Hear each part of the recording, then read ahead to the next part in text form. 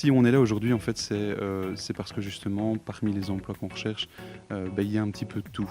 Il y a des jobs de développeurs, il y a des jobs de consultants qui sont par nature plus en contact avec le client, ou alors on est aussi à la recherche de profils qui sont un petit peu plus experts dans certaines technologies liées à l'infrastructure réseau.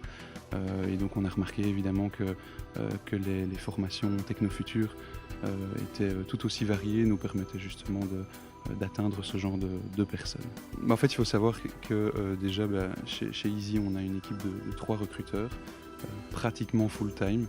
Et donc ça aussi, c'est le signe d'une belle évolution de la société et justement de besoins qui vont grandissant en fait pour nos différentes équipes. Et on se doit à ce titre-là d'utiliser et de diversifier nos sources en fait. Donc on a une forte présence dans des organismes de formation, dans des universités, dans des hautes écoles, mais également une présence sur les réseaux sociaux, parce qu'on remarque justement que c'est l'avenir.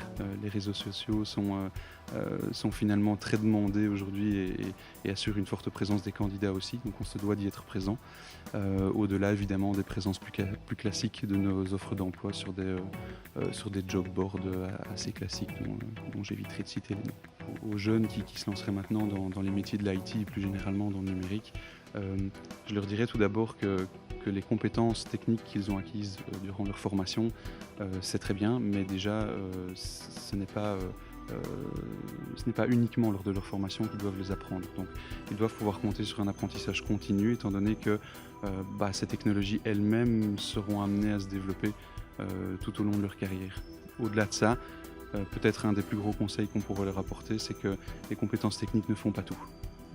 On est encore dans une société où, et de plus en plus d'ailleurs, où les entreprises vont demander de la collaboration, vont demander de travailler sur base de projets et donc nécessairement vont demander à ce que les profils plus techniques de développeurs, de système engineer ou peu importe lesquels puissent s'entretenir, partager leur expertise avec des collègues et donc nécessairement demandant une série de soft skills également ou des compétences communicationnelles ou tout simplement du savoir-être.